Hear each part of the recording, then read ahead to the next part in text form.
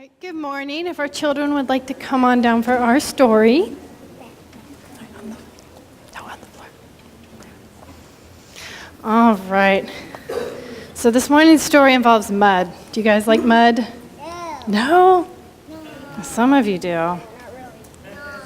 No. Oh. All right. So over 200 years ago, in a small house in a small town in the state of New Hampshire, there lived a small boy. His name was Hosea Ballou. And Hosea loved to learn and do new things, and he was always asking questions about what and why and how. And just like all the other children, Hosea liked to play. And he liked to play hide and seek and tag with his 9 older brothers and sisters. However, his most favorite thing to do was to play in the mud. And there really wasn't anything he didn't like about mud, and every chance he got, he played in and with mud. Now, you can imagine that not everybody in his family liked the mud quite as much as Hosea did, and his mother had died when he was not quite 2, so his older sisters took care of him. And his sister, who did the laundry, didn't really like having to scrub all the mud off of Hosea's clothes. And his other older sister, who gave the children baths, didn't like having to scrub all of that mud off of Hosea. But his sisters loved him, and so they took good care of him and cleaned him up each time he played in the mud. And his sisters, they grew tired of always cleaning the mud off of Hosea and his clothes, and so they asked their father to tell Hosea, "Please stop playing in the mud."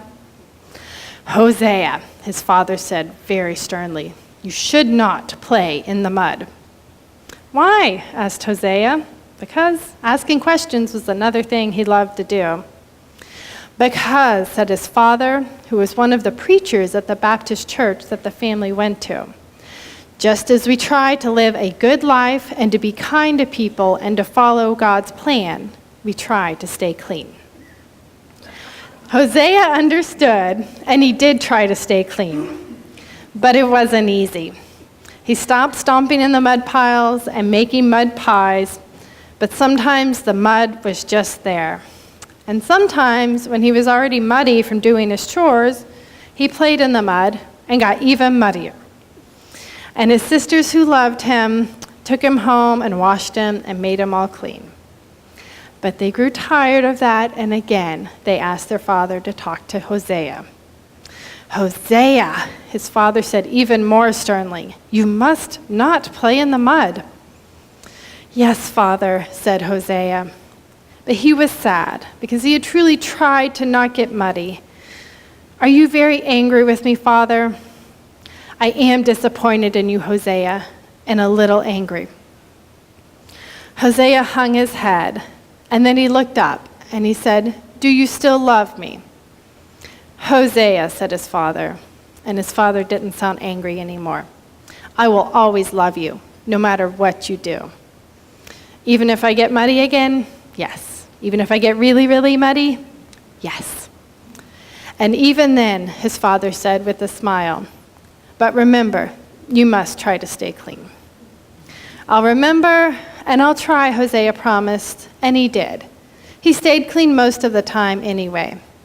And as he grew up, he stopped liking mud so much, but he still liked to ask questions about what and how and why. And when Hosea was a teenager, he began to ask his father many more questions about the what and the why and the how, and about what he had been taught about God and heaven and good and evil. Hosea was upset by the idea that not everyone would get into heaven. And Hosea's father didn't know how to answer his questions, so Hosea had to find his own answers. And so he read the Bible, which is a book with many stories about God and religious people. He went to some Universalist churches and asked many more questions there. And at the age of 19, Hosea decided that he believed in universal salvation, which is the idea that everyone, everywhere, good or bad, will go to heaven. "How can you believe that?" asked his father. "How can you believe that God would let bad people into heaven?" "Because, Father, I remember what you told me when I was small. And I believe that if God is disappointed with people or a little angry with them, God will always love them and want them to be happy, no matter what they do and no matter how muddy they are.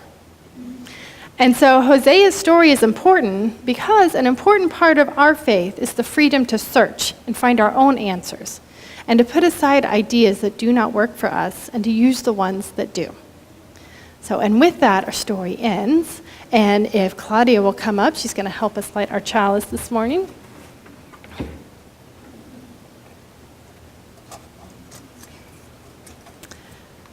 And from generation to generation, we light this flame of religious freedom, and we will follow Claudia out as we sing Go Now in Peace and head off to our religious exploration classes.